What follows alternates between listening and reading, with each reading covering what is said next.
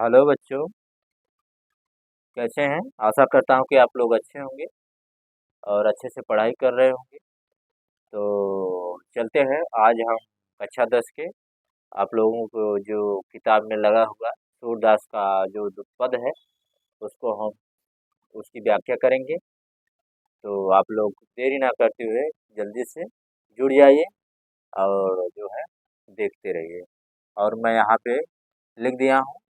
पिछले वीडियो में मैंने सूरदास का पहला जो पद था उसको पढ़ाया था, ये आज दूसरा है। ठीक है, तो चलते हैं। पहले इसका क्या करेंगे, रसास्वादन करेंगे, है ना।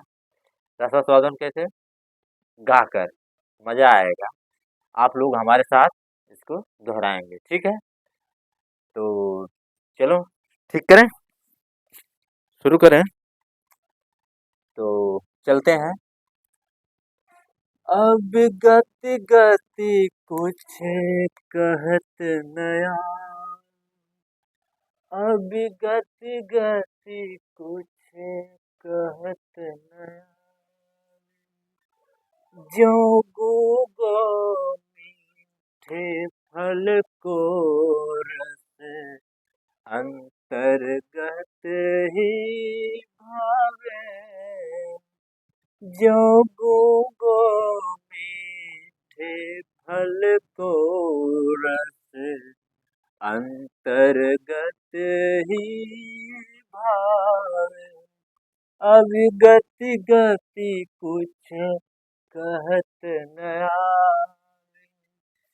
परम स्वाद सब ही सुनिरंतर, अमित तोष उपजावे, मन बानी को अगम गोचर, सो जाने जो पावे, अब गति गति कुछ कहत न आवे, रूप रेख गुण जाति जुगति बिन, निरालंब कित धावे, सब विधि अगम विचार हिताते, सरस सूर सगुन पद गावे, अब गति गति कुछ कहत नया। तो इसका व्याख्या करते हैं, ठीक है बच्चों। अभिगत, अभिगत का अर्थ होता है निराकार, निरा निराकार ब्रह्म। ठीक, निराकार ब्रह्म ऐसा होता है कि जिसकी ना कोई रूप है, ना रेखा है, ना दिशा है, ना उसका आकार है। अभिगत के बारे में, अभिगत यानी निराकार ब्रह्म के बारे में कुछ नहीं कहा जा सकता कि वह कहाँ है, कैसे है, क्या कर रहा है। उसे निर्गुण ब्रह्म भी कहा जाता है। जैसे कि आप लोगों ने सुना होगा कि कबीरदास क्या थे, संत थे, निर्गुण संत थे। तो आज के समय में आप लोग देखेंगे, उदाहरण के तौर पे एक निरंकारी मिशन चलता है, उसमें यही है निर्गुण, निरंकारी, उसी का निरंकारी अर्थात अभिगत यानी निराकार, निरंकारी संत निरंकारी बाबा ऐसे कहते हैं लोग। तो वही है अभिगत यानी निराकार भगवान। गति, गति यानी गति माने गति होता है, गति या दशा या स्थिति के बारे में कछु यानी कुछ भी, कहत, कहत माने कहता, कहना नहीं आवे, उसके बारे में कहता नहीं बनता है। सूरदास कहते हैं कि निराकार ब्रह्म के बारे में, निराकार ब्रह्म के बारे में कुछ नहीं कहा जा सकता है, मैं कुछ नहीं कह पा रहा हूँ।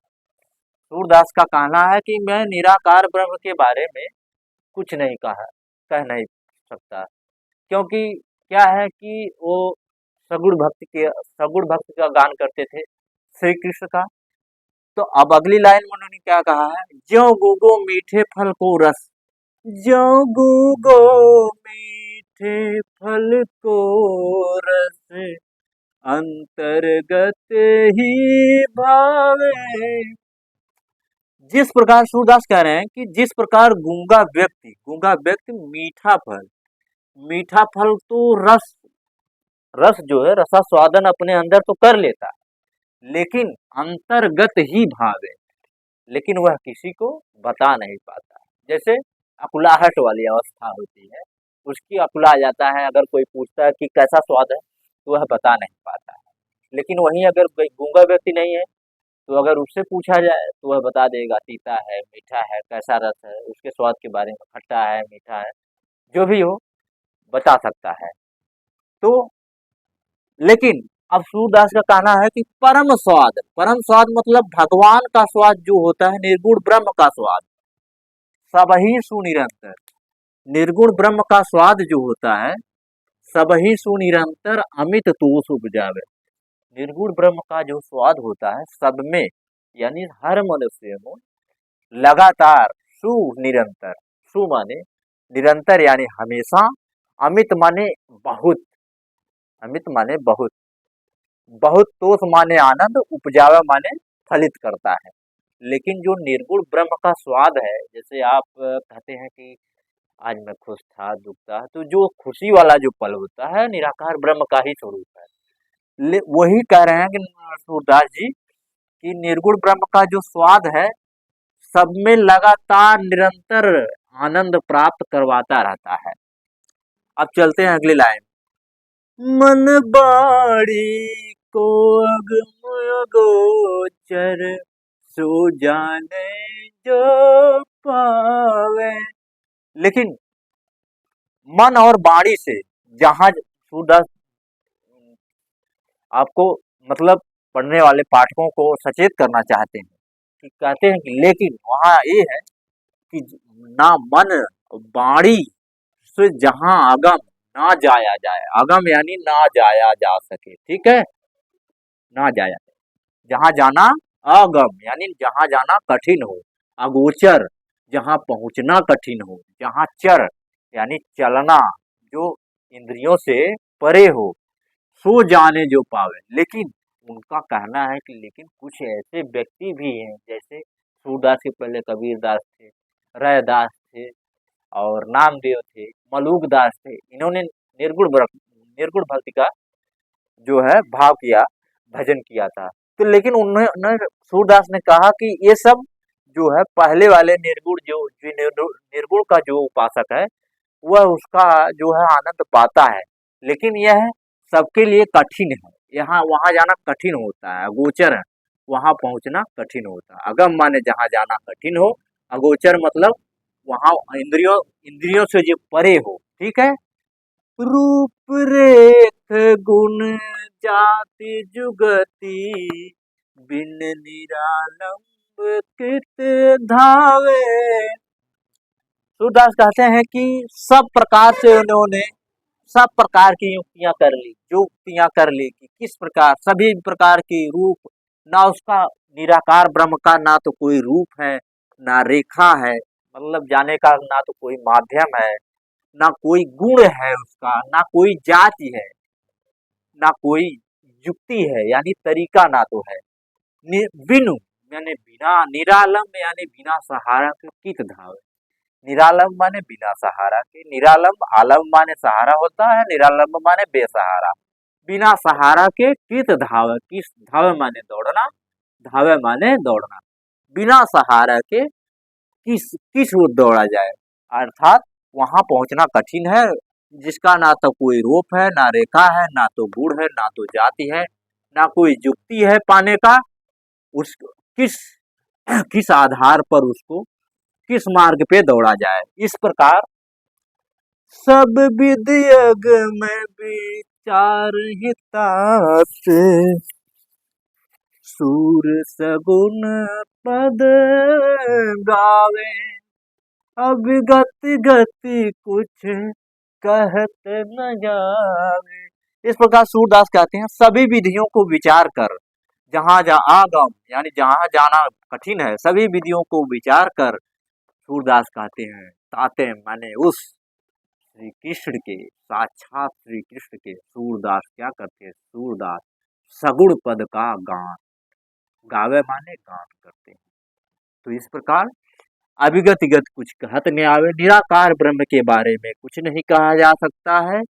ज्यों गूंगो मीठे फल को रस, जिस प्रकार गूंगा व्यक्ति मीठे फल का रस तो चख लेता है, लेकिन अपने अंतर्गत ही आभास कर पाता है, वह किसी को बता नहीं सकता। परम स्वाद सब ही सुनिरंतर निरंतर अमित तोष उपजावे, लेकिन परम स्वाद जो होता है, निर्गुण ब्रह्म का स्वाद है, वो हमेशा सब में विद्यमान रहता है और बहुत आनंद प्राप्त करवाता रहता है। मन वाणी को अगम अगोचर सो जाने जो पावे, लेकिन सूरदास कहते हैं कि मन और वाणी से जहाँ जाना कठिन है, जहाँ इंद्रियों से जहाँ पहुंचना कठिन है, जहाँ इंद्रियों से परे हो, अगर हाँ उसको वही जान सकता है जो उसको पा लिया है। ना तो उसका कोई रूप है, रेख है, ना गुण है, ना जाति है, ना जुगत है, ना बिन है, ना निरालंब कित धाव है। ना उसका कोई रूप है, ना रेखा है, ना जाति है, जुगत है। किस ओर सूरदास कहते हैं किस मार्ग पे चला जाए। इस प्रकार सब विधि अगम विचार ताते, सूर सगुन पद गावे। सभी विधियों को विचार कर सूरदास कहते हैं कि मैं साक्षात श्री कृष्ण का जो है पद गान करता हूँ, मैं उन्हीं को जानता हूँ। तो आई होप आप लोगों ने समझ लिया होगा इसका अर्थ, और अगर ना समझ में आया हो तो फिर से एक बार प्ले करके देख लीजिए।